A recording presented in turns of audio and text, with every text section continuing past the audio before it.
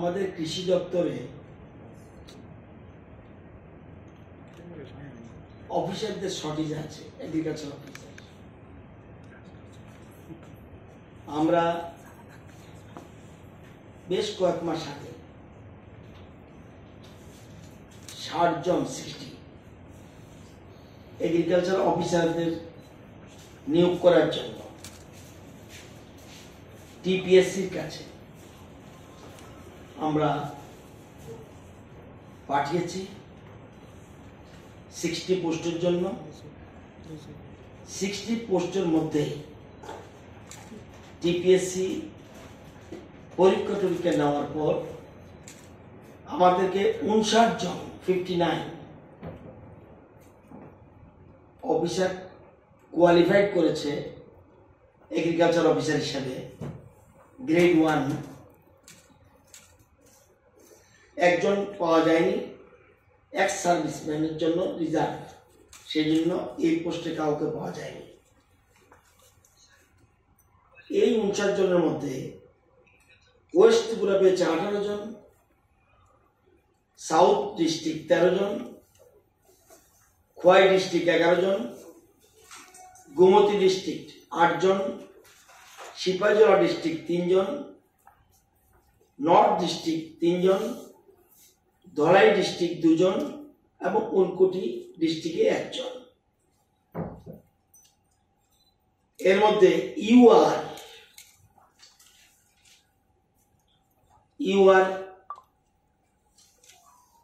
40 জন পেয়েছে, এসসি 8 জন, এসটি 12 জন।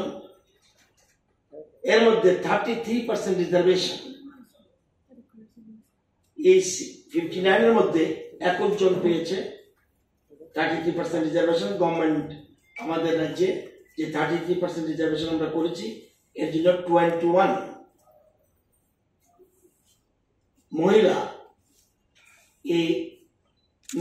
এই জন্য নিযুক্ত হয়েছে, মানে পরীক্ষায় তারা কৃতকার্য হয়েছে। যেমন 40 জন মধ্যে একজন এক্স সার্ভিসম্যান পায়নি, এটা খালি রয়েছে।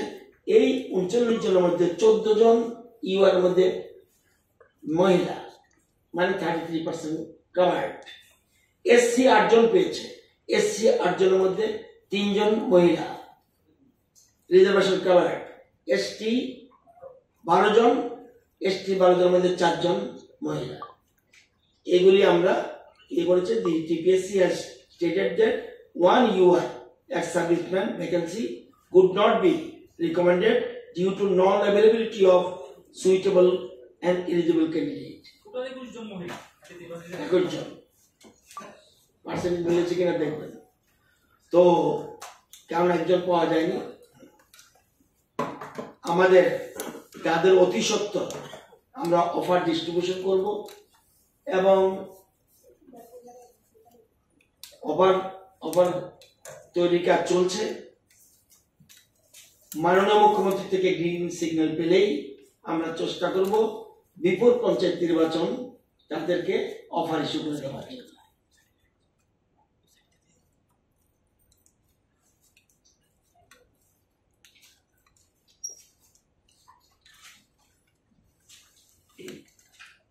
আপনারা জানেন কৃষি দপ্তর সবসময় কৃষকদের পাশে দাঁড়াতে চায়। আমরা এখনো মনে করি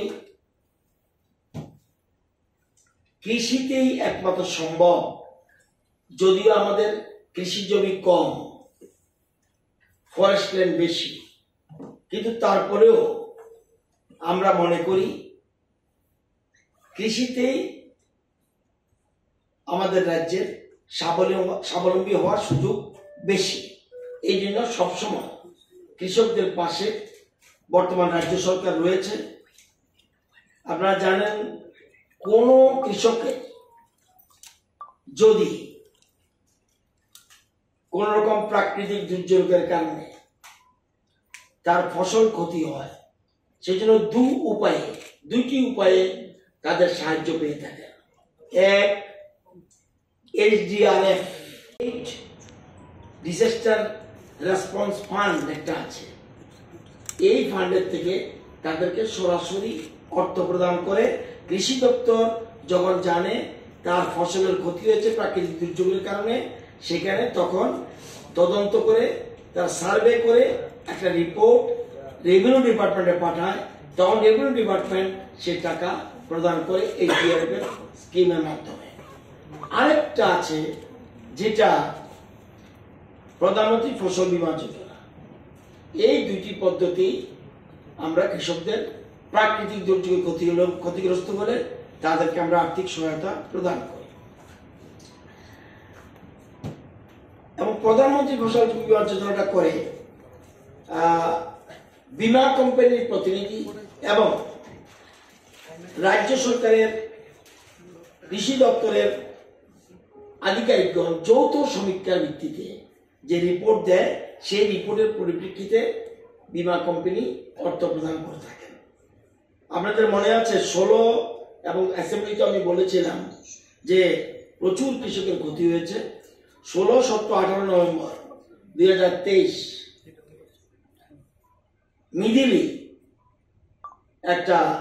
মিদিলির প্রভাবে কৃষকদের ফসলের ক্ষতি হয় এবং 23,171 হেক্টর জমি 58,000 কৃষকের 58,210 জন কৃষকের ফসলের ক্ষতি হয়। আমরা ফসলের ক্ষতির পরিমাণ যেটা আমাদের 48,775 মেট্রিক টন বাজার মূল্য ধরেছি আমরা, তো এটা ধরে আমরা একটা রেভিনিউ ডিপার্টমেন্টে পাঠিয়েছি সার্ভে করে সমীক্ষা করে, এবং এসডিআরএফ এর নীতি নির্দেশিকা অনুযায়ী আমরা তাদেরকে প্রতি হেক্টর পিছু 8,500 টাকা করে মোট 14,58,00,000 টাকা, 14,58,94,000 টাকা রাজ্য সরকার এসডিআরএফ এর মাধ্যম থেকে আমাদেরকে অর্থ দিয়েছে। এবং আপনারা জানেন যে ক্ষতিগ্রস্ত পরিবারের সংখ্যা হলো 58,210, ক্ষতির পরিমাণ 14,58,94,000।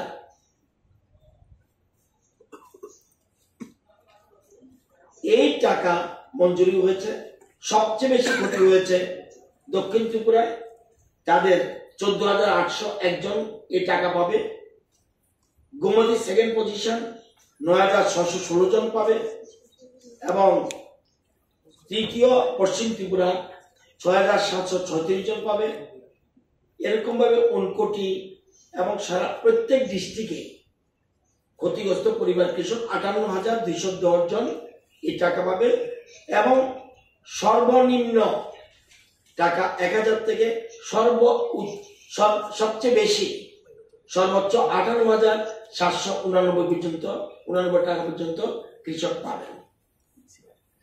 এবং আপনারা জানেন, এটাও বলে রাখি সুবিধার জন্য, যে যদি দেখা যায় একদিনের বৃষ্টি 64 millimetre, Indian meteorological department IMD যেটাকে বলে, 24 ঘন্টায় যদি 64 মিলিমিটার বৃষ্টি হয়, তাইলে এসডিআরএফ গাইডলাইন অনুসারে সে টাকা দেওয়া হয়। আজকে আবার 30 টন আনারস আজকে নালকাটা থেকে যাচ্ছে, এবং প্রতি সপ্তাহে 30 টন করে মাল যাবে। এই কাজটা করেছে নেরামের সাথে কথা বলে, এটা করেছে একটা শিল বায়োটেক একটা সংস্থা। আর হলো সার্ভিস প্রোভাইডার। আমাদের 3টা সংস্থা আছে সার্ভিস প্রোভাইডার, এরা আমাদের পয়সা দিতে হয় না, সেন্ট্রাল গভর্নমেন্ট পয়সা দেয়। এরা এসে এখানে বিভিন্ন এফপিওর সাথে যোগাযোগ করে বায়ার্স নিয়ে এসে ডাইরেক্ট আজকে যে আনারস যাচ্ছে ডাইরেক্ট কৃষকদের থেকে তারা কিনছে। তাদের জন্য কস্ট কৃষকের দিতে হয় না, বাজারে আনতে হয় না। আজকে এরকম একটা কাজ করেছে, বিভিন্ন সংস্থা এগিয়ে আসছে। একটু আগে আইকোয়া, যে আমি জার্মানে যে একটা অনুষ্ঠানে গিয়েছিলাম, যেখানে আমাদের একটা ফেয়ার হয়েছিল, প্রায় প্রচুর দেশের লোক সেখানে অ্যাসেম্বল, অর্গানিক আইটেম। তো সেখানে তারাও আজকে দেখা করে গেছে, তারাও সেপ্টেম্বরে একটা বায়ার সেলার্স মিট এখানে করতে চায়, ফেয়ার করতে চায়। আমরা সে ব্যাপারে কনসেন্ট দিয়েছি। তো আজকে যে আনাউন্সগুলি গেছে, এটা আবার গেছে কুইন পাইনাপেল না, কিউ কিউ, তারা নিশ্চয়ই জুস করার জন্য। তো সেই জন্য, এবং প্রতি সপ্তাহে 30 টন মাল আনারস এখান থেকে যাবে।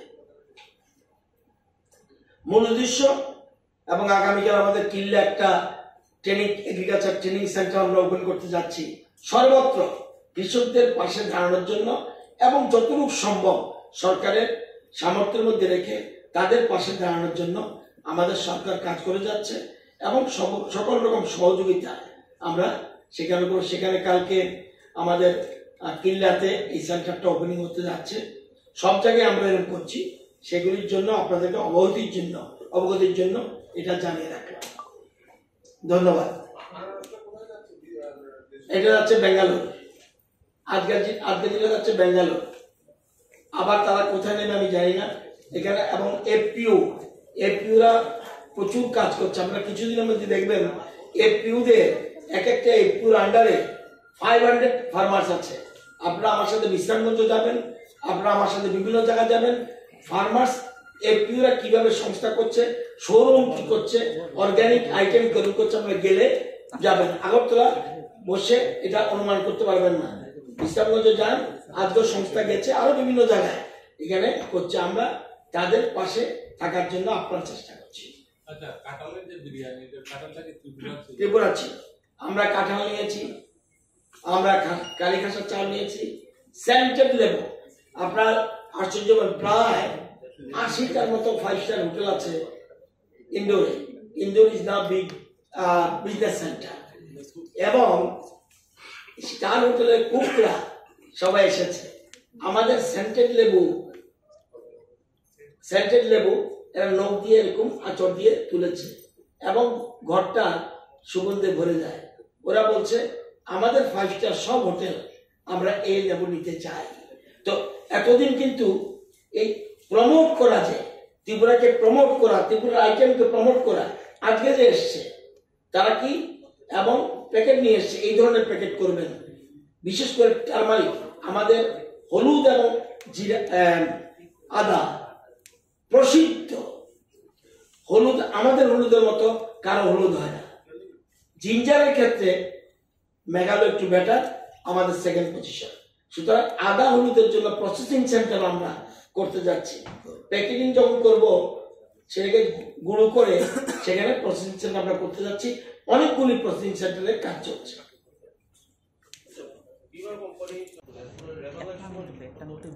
কত কোনটা? 16 থেকে 18 তারিখ নভেম্বর, যেটা এটা 874 জন, তাদের সিস্টেম অনুযায়ী 44,60,000 টাকা দেবে এতজনকে। আর 6 থেকে 8 ডিসেম্বর 2023 তারা 2139 জন, তারা পাবে 39,30,000। স্যার, ওভারঅল তাহলে কতজন কৃষক উপকৃত হইতেছে স্যার? যোগ দিন না, লেখুন 58,000, প্রথম লেখুন 58,000, আপনাদের কাছেই তো আছে। হসপস হবে কেন? এটা তো রেকর্ড করে রেখেছেন, হসপস কেন? লেখুন 58,210, তারপরে লেখুন, বলছি, তারপরে লেখুন 20,078, এটা হলো SDRF। আর বিমা 874, 2139, বিরাট সংখ্যা। কত দেখুন, বলুন আমাকে একটু, যোগ দিন না একটু। 58, লাস্টেরটা কত বলছিলেন? 200? আরে 2139। আহা, 81,301। 81,301। ও বলছে 81,301, 81,301। সবাই ক্ষতিগ্রস্ত কৃষকদের কাছে টাকা যাচ্ছে। টাকার পরিমাণও যোগ করে ফেলুন। একবার লিখুন 14,58,94,000।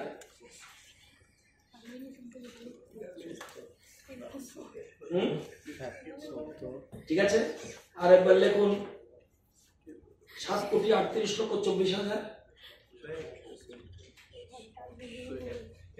ঠিক আছে, আবার লিখুন 44,60,000। আবার লিখুন 69,30,000। কত? 135 কোটির মতো প্রায়। আমি যদি কইতাম কেন খাইয়ে নিলাম না তোমরা আমার অবস্থা না। আমি যদি কেউ প্রভোগ করো আমাকে 100 কোটি কেমন হবে রে ভাই? সামান লাগবে তো 14,58,94,000। ধরে কেমন 14,58,94,000। তারপরে লেখো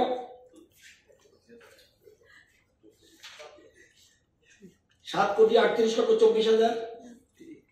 তারপরে লেখো লাখ 44,60,000। লেখো 69,30,000।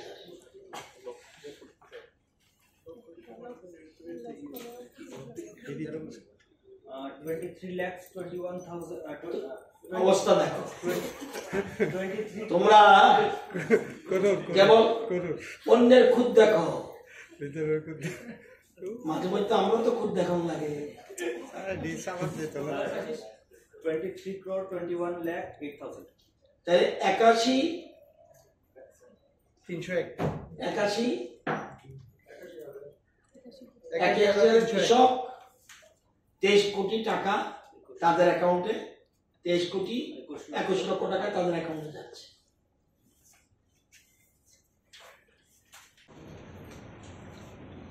এছাড়াও আমাদের এটা হলো এগ্রিকালচার ডিপার্টমেন্ট। এবার হর্টিকালচার ডিপার্টমেন্টেরও ওই সময় যেটা আমি বলছি 16 নম্বর 17 নম্বর টমেটো, এতক্ষণ বলেছি ধানের কথা, ধানের কথা বলেছি এতক্ষণ পর্যন্ত। টমেটো, বাঁধাকপি, ফুলকপি, মরিচ, আলু, শসা, ফুল, পান এগুলি নষ্ট হয়েছিল। হর্টিকালচার ডিপার্টমেন্টও এই টাকা চেয়েছে কৃষকদের স্বার্থে, এইচডিআরএফ টাকা চেয়েছে রেভিনিউ ডিপার্টমেন্টের। সেখানেও 20,078 জন, 58,000 ছাড়া 20,078 জন কৃষক 7,38,24,000 টাকা পাবে।